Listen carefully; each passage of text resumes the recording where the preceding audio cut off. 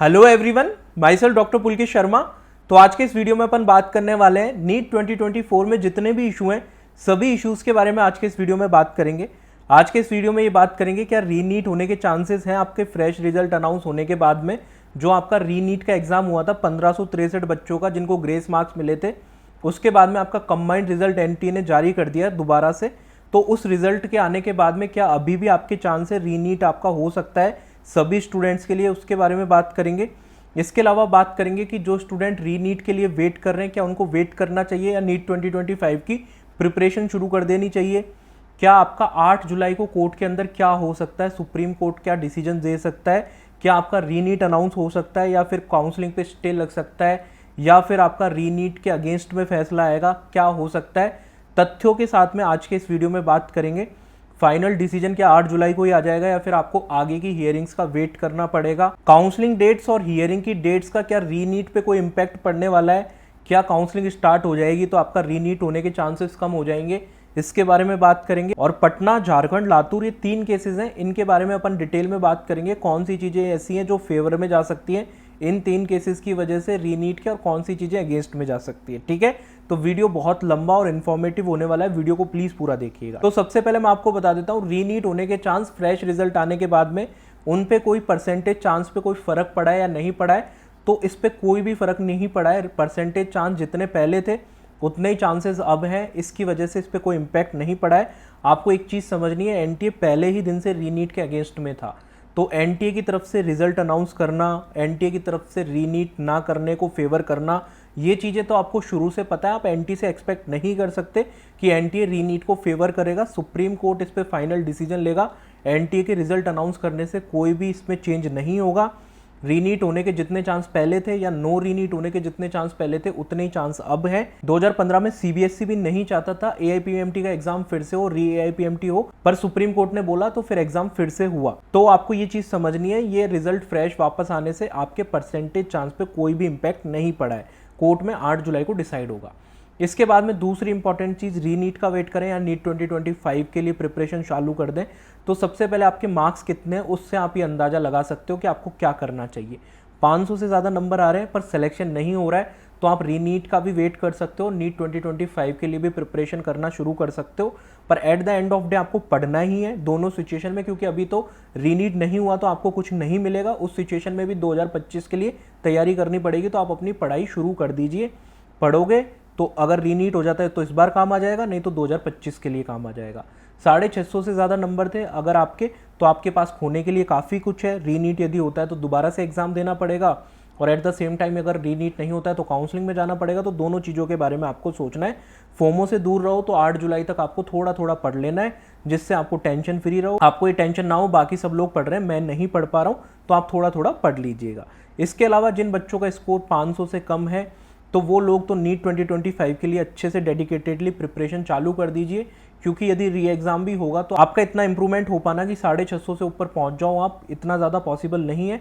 तो 2025 के लिए आप प्रिपरेशन चालू कर दीजिए अगर आपको डॉक्टर ही बनना है तो। इसके अलावा जो लोग नीट 2025 के लिए प्रिपरेशन स्टार्ट कर चुके हैं या करने जा रहे हैं उनको मैं सजेस्ट करना चाहूँगा, आप master class in biology book use कर सकते हो जो नीट प्रेप के द्वारा आती है आपकी।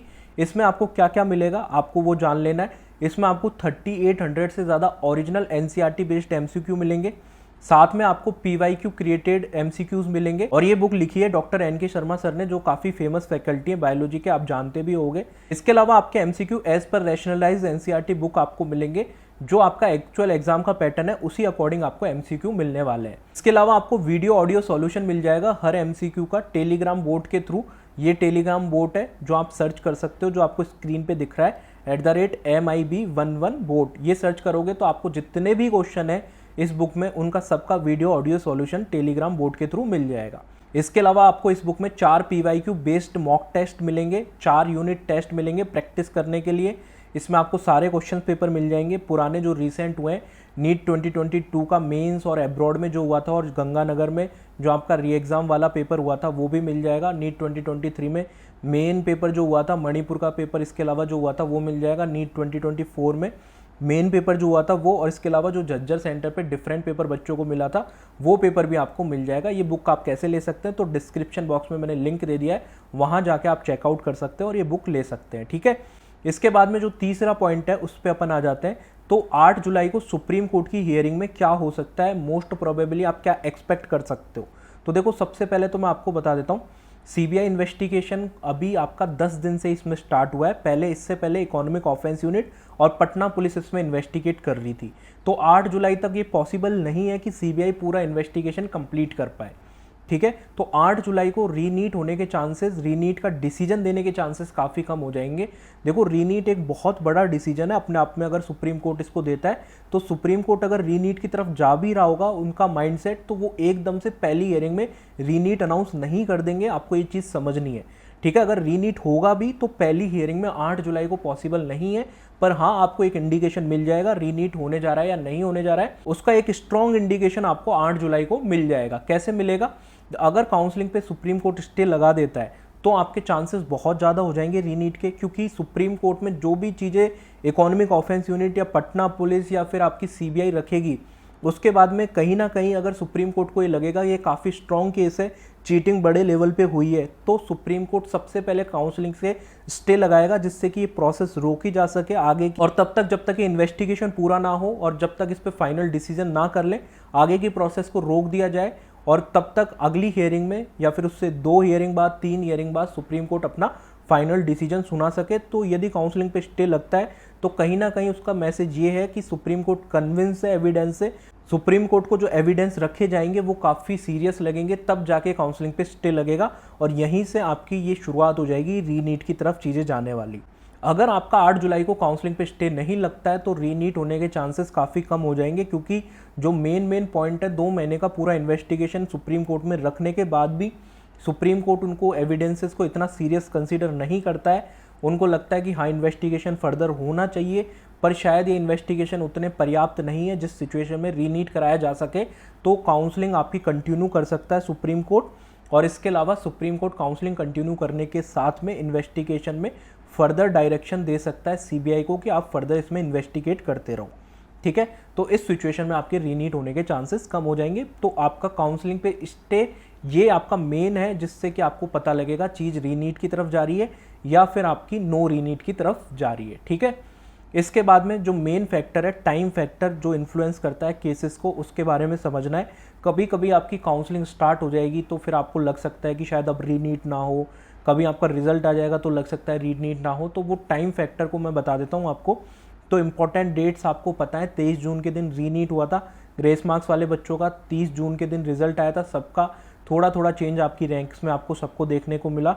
इसके अलावा 6 जुलाई को काउंसलिंग स्टार्ट होने वाली थी, वो खबर थी, पर एज ऑफ नाउ लग नहीं रहा है कि 6 जुलाई को आपकी काउंसलिंग स्टार्ट होगी। अभी इसी वीडियो में बताऊंगा क्यों ऐसा मैं बोल रहा हूँ। इसके अलावा 8 जुलाई को सुप्रीम कोर्ट के अंदर आपका ये केस है और 15 जुलाई को आपका ये अलॉटमेंट आता। यदि 6 जुलाई से भी काउंसलिंग स्टार्ट हो जाती तो 15 जुलाई तक आपका अलॉटमेंट का रिजल्ट आता। कुछ दिन रजिस्ट्रेशन के होते हैं, 2 से 3 दिन इनिशियल, 6 जुलाई से स्टार्ट होती तो उसके बाद में चॉइस फिलिंग के होते हैं आपके 4 से 5 दिन सबको मिलते हैं। उसके बाद में 2 से 3 दिन बाद जब आपकी चॉइस फिलिंग कंप्लीट हो जाती है तब जाके आपका अलॉटमेंट का रिजल्ट आता है। तो ऐसे में 15 जुलाई से पहले अलॉटमेंट का रिजल्ट वैसे भी नहीं आ रहा था, तो आपका अलॉटमेंट 8 जुलाई से पहले बिल्कुल भी पॉसिबल नहीं था, ना ही अभी पॉसिबल है। तो ये टाइम फैक्टर वाला केस 8 जुलाई तक आपका नहीं आएगा। बच्चों का रिजल्ट आ चुका है, वो तो काफ़ी पहले ही आ चुका था और रिजल्ट भी आपका अनाउंस हो चुका है, तो वो वाला फैक्टर तो इतना इन्फ्लुएंस करेगा नहीं, क्योंकि एनटी तो अपने एंड से पूरी कोशिश करेगा कि रीनीट ना हो। पर जो इसमें इंपॉर्टेंट चीज़ है वो आपको समझनी है, कॉलेज बच्चों को अलॉट नहीं होगा 8 जुलाई तक, तो ऐसे में ये वाला फैक्टर कहीं ना कहीं इन्फ्लुएंस आपके इस केस को नहीं करने वाला कि अब चीज़ें बहुत आगे बढ़ चुकी कि अब बच्चों को कॉलेज भी अलॉट हो गए, तो ऐसे में वापस से री एग्जाम कराना सही नहीं होगा। ऐसा बिल्कुल अभी होने वाला नहीं है, ये वाला फैक्टर तो आपको इन्फ्लुएंस नहीं करेगा इस केस को, क्योंकि 8 जुलाई तक आपका कोई भी अलॉटमेंट नहीं होने वाला। इसके बाद में अपन बात कर लेते हैं जो भी इंपॉर्टेंट केसेस हैं, जैसे पटना का केस है, लातूर का केस है, हजारीबाग का केस है, ठीक है। इन सभी केसेस के बारे में बात कर लेते हैं। इन केसेस में कौन से ऐसे पॉइंट्स हैं जो रीनीट को फेवर कर रहे हैं और कौन से ऐसे पॉइंट है जो नो रीनीट को फेवर कर रहे हैं। तो जो मेन पॉइंट्स हैं वो आपको पता है, पटना में पेपर लीक प्रूफ हो चुका है। इकोनॉमिक ऑफेंस यूनिट के इन्वेस्टिगेशन के दौरान जो जला हुआ पेपर मिला वो मैच कर गया था एक्चुअल पेपर से, काफ़ी सारे क्वेश्चंस उसमें एज इट इज मैच कर गए थे। लातूर वाले केस में भी इन्वेस्टिगेशन चल रहा है। हजारीबाग वाले केस में पेपर के एनवलप के साथ छेड़छाड़ के कुछ इश्यूज सामने आए, जिसका भी अभी इन्वेस्टिगेशन चल रहा है। ठीक है, तो पटना वाले केस में कौन कौन सी चीज़ें हैं जो रीनीट को फेवर कर रही हैं और कौन कौन सी चीज़ें हैं जो रीनीट के अगेंस्ट है, वो आपको सबसे पहले समझनी है। तो सबसे इंपॉर्टेंट चीज़ कि पेपर मैच हो गया इकोनॉमिक ऑफेंस यूनिट के इन्वेस्टिगेशन के दौरान।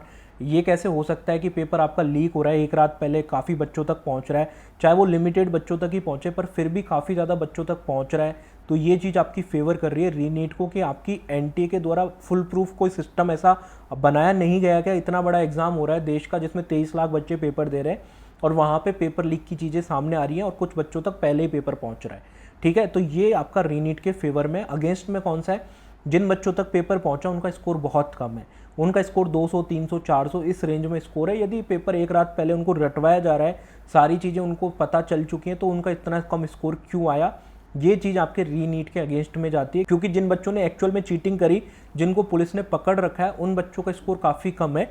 तो कहीं ना कहीं आपका इसमें प्रॉपर इन्वेस्टिगेशन हो रहा होगा और उसमें पता चलेगा एक्चुअली ऐसा हुआ क्यों, पेपर पहुंचने के बाद में भी उनके क्वेश्चंस ठीक क्यों नहीं हुए।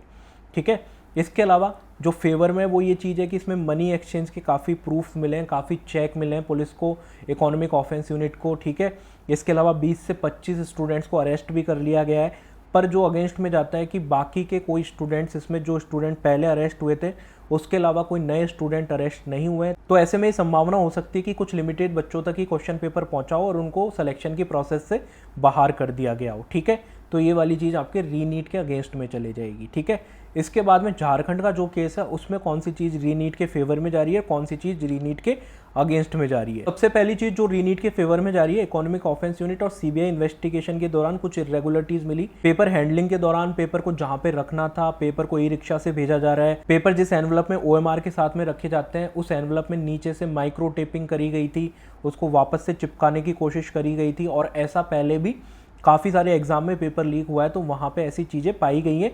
तो ये चीज़ आपके रीनीट के फेवर में जाती है कि कैसे आपका प्रॉपर तरीके से पेपर हैंडलिंग नहीं हो पाई, पेपर को जहाँ रखना था वहाँ नहीं रखा गया, पेपर हैंडलिंग के दौरान कुछ इरेगुलरिटीज़ हुई और फिर पेपर यदि लीक हो जाता है तो फिर वो कितने भी जगह कितने ही बच्चों तक जा सकता है, क्योंकि सोशल मीडिया का ज़माना है। तो ये चीज़ आपके रीनीट के फेवर में जा सकती है। रीनीट के अगेंस्ट में कौन सी चीज़ जा रही है कि आपका वो झारखंड से पेपर पहुंचा पटना, क्योंकि पटना में ही प्ले स्कूल की छत पे वो पेपर जला हुआ मिला और फिर पटना में तो उन 20 से 25 स्टूडेंट्स को तो पकड़ ही लिया गया था। तो इसमें कोई झारखंड के स्टूडेंट अभी तक उनका नाम नहीं आया जिनकी ऑफिशियली गिरफ्तारी हुई हो, जिनको ऑफिशियली पकड़ा गया हो। हालांकि काफ़ी आर्टिकल्स में आया है कि ये पेपर 500 बच्चों तक पहुंच गया, 100 बच्चों तक पहुंच गया, पर ऑफिशियली अभी तक कोई खबर आई नहीं है जिसमें कि कुछ बच्चों को गिरफ्तार करा गया हो, अरेस्ट करा गया हो झारखंड से पेपर लीक के केस में। ठीक है, जो भी बच्चे पकड़े गए पटना से मेनली पकड़े गए। कुछ बच्चों के एडमिट कार्ड ज़रूर मिले लातूर वाले केस में, पर वो डिफरेंट केस है। झारखंड में अगर पेपर लीक हुआ है तो झारखंड से कुछ बच्चों को वहाँ पे लोकली नहीं पकड़ा गया है। तो इसके अलावा जो रीनीट के फेवर में जाता है वो ये है कि आपका झारखंड का कनेक्शन स्टैब्लिश हो रहा है पटना के साथ में। झारखंड में फिर एनवलप के साथ भी छेड़छाड़ मिली तो वो कनेक्शन कहीं ना कहीं स्टैब्लिश हो रहा है। तो ऐसे में ये एक से ज़्यादा शहरों में पेपर लीक के केसेस सामने आ रहे हैं, इस तरीके की चीज़ें सामने आ रही हैं। पर अगेंस्ट में ये चीज़ जाती है कि अभी तक कोई स्टूडेंट झारखंड से पेपर लीक के केस में अरेस्ट नहीं हुआ है जिस तक ये ऑफिशियली प्रूफ हो पाया हो कि इस बच्चे को भी ये पेपर मिल गया था पेपर से पहले। ठीक है, लातूर वाले केस के बारे में ज़्यादा बात नहीं करेंगे क्योंकि उसमें इन्वेस्टिगेशन अभी चल रहा है, ऐसी कोई फाइंडिंग्स अभी बाहर आई नहीं है। कुछ आपके एडमिट कार्ड मिले हैं बच्चों के जिनका सेंटर पटना में था, कुछ मनी एक्सचेंज की भी खबरें आई हैं पर अभी उसमें इतनी क्लैरिटी नहीं है, उसका इन्वेस्टिगेशन अभी चल रहा है। ठीक है, तो फाइनल देखो इसमें क्या होने वाला है, सीबीआई और इकोनॉमिक ऑफेंस यूनिट की रिपोर्ट और वो सुप्रीम कोर्ट के अंदर कैसा स्टैंड लेते हैं। जैसे 2015 में हरियाणा पुलिस ने जिस तरीके का स्टैंड लिया था सुप्रीम कोर्ट के अंदर कि पेपर लीक हुआ है और आपको री-आईपीएमटी कराना पड़ेगा क्योंकि हम सभी चीटर्स को पकड़ने में सक्सेसफुल नहीं है, हम सारे चीटर्स को सक्सेसफुली नहीं पकड़ पाएंगे और फिर पेपर अगर लीक होगा तो कोई ना कोई स्टूडेंट चीटिंग से अंदर आ सकता है, इसकी संभावना रहेगी। फिर ऑनरेबल सुप्रीम कोर्ट ने डिसीजन दिया था अगर एक भी बच्चा चीटिंग के थ्रू पहुंचता है तो ऐसे में एग्जाम वापस से कराना पड़ेगा। इसके अलावा आपको एक चीज़ और समझनी है, रीनीट एक आखिरी सॉल्यूशन होता है, री एग्ज़ाम आखिरी सॉल्यूशन होता है। उससे पहले कोशिश करी जाती है जितनी भी प्रॉब्लम हुई है उनको सॉर्ट आउट करने की, जो भी लोग बेईमानी से एंटर हो रहे हैं उनको पकड़ने की। तो ऐसे में सीबीआई, इकोनॉमिक ऑफेंस यूनिट और सुप्रीम कोर्ट को ये लगता है कि क्या सभी चीटर्स को हमने पकड़ लिया या फिर हम पकड़ पाने में सक्सेसफुल हो चुके हैं या फिर पकड़ लेंगे कुछ टाइम में। तो ऐसे में री एग्ज़ाम होने के चांसेस कम हो जाते हैं।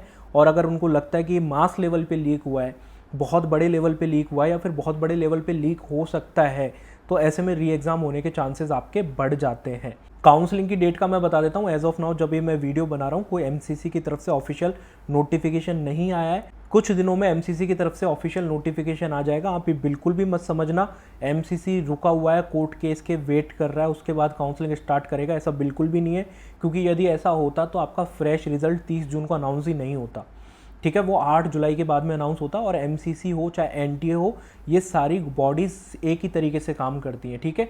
एनटीए रिजल्ट बनाती है, तैयार करती है और एमसीसी को देती है, फिर एमसीसी आगे अपना प्रोसेस स्टार्ट करती है। तो रिजल्ट ही जब 30 जून को आया है तो एमसीसी का नोटिफिकेशन 30 जून के बाद ही आना था काउंसलिंग से रिलेटेड, जो आपका कुछ दिनों में आ जाएगा। काउंसलिंग शायद 6 जुलाई से स्टार्ट ना हो, क्योंकि पहले भी 15 दिन पहले जब काउंसलिंग 20 जुलाई से स्टार्ट हुई थी पिछले साल, तो 5 जुलाई को एक पीएच कैंडिडेट्स के वेरिफिकेशन का आपका आया था ऑफिशियल नोटिफिकेशन। उसमें आपके जो पीएच कैंडिडेट्स हैं उनको कुछ डेजिग्नेटेड सेंटर्स पे जाना था। इंडिया के डिफरेंट 15-16 जगह वो सेंटर्स होते हैं, वहाँ जाके वो अपना पीएच सर्टिफिकेट प्राप्त कर सकते हैं और वही आपका वैलिड होता है। एक्चुअल अगर आप पीएच हो तभी आपको पीएच कैटेगरी का फ़ायदा मिलता है। तो वो ऑफिशियल नोटिफिकेशन आता है, फिर जो बच्चे पीएच होते हैं वो उन सेंटर्स पे जाते हैं, फिर पीएच कैंडिडेट्स का वेरिफिकेशन होने के बाद में सबकी काउंसलिंग एक साथ स्टार्ट होती है। तो एज ऑफ नाउ अभी आपका पीएच कैंडिडेट्स का भी वो नोटिफिकेशन नहीं आया है और उसके कुछ दिन बाद 10 से 12 दिन बाद काउंसलिंग आपकी मिनिमम स्टार्ट होगी।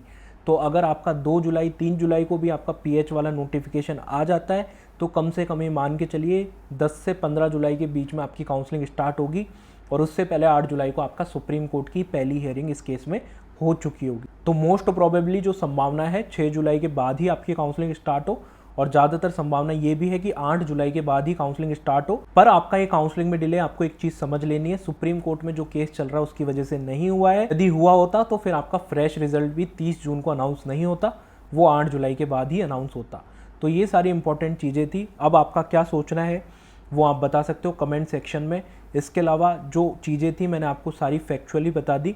रीनीट होगा नहीं होगा उसमें देखो सुप्रीम कोर्ट के ऊपर है। सुप्रीम कोर्ट को कौन सी चीज़ इंपॉर्टेंट लग रही है, सुप्रीम कोर्ट को ये चीज़ ज़्यादा इंपॉर्टेंट लग रही है कि पेपर एक रात पहले कैसे लीक हो गया, पेपर कुछ बच्चों तक भी कैसे पहुंच गया, पेपर की कोई ऑथेंटिसिटी नहीं है, फिर इस तरीके से पेपर लीक हो जाता है एक रात पहले। तो या फिर सुप्रीम कोर्ट को ये लगता है कि पेपर सिर्फ 20-25 लोगों तक पहुंचा है और बच्चे इसमें अभी शामिल होने की खबर नहीं आई है, तो इसकी वजह से बाकी के लाखों स्टूडेंट अफेक्टेड होंगे। ऐसे में शायद री एग्ज़ाम कराना एक सही चीज़ नहीं होगी। सुप्रीम कोर्ट के लिए कौन सी चीज़ इंपॉर्टेंट है, इन्वेस्टिगेशन को चीज़ों को देख के सुप्रीम कोर्ट क्या डिसीजन लेता है, उनको एक्चुअली कौन सी चीज़ ज़्यादा कन्विंसिंग लगती है और कौन सी चीज़ ज़्यादा सही लगती है, उस पर ये सारा केस आपका टिका हुआ है। दोनों तरीके की चीज़ें होने की संभावनाएं हैं। मैं बिल्कुल भी ये नहीं कह सकता कि 0% चांस है रीनीट का या फिर 100% चांस है रीनीट का और at the same time vice versa.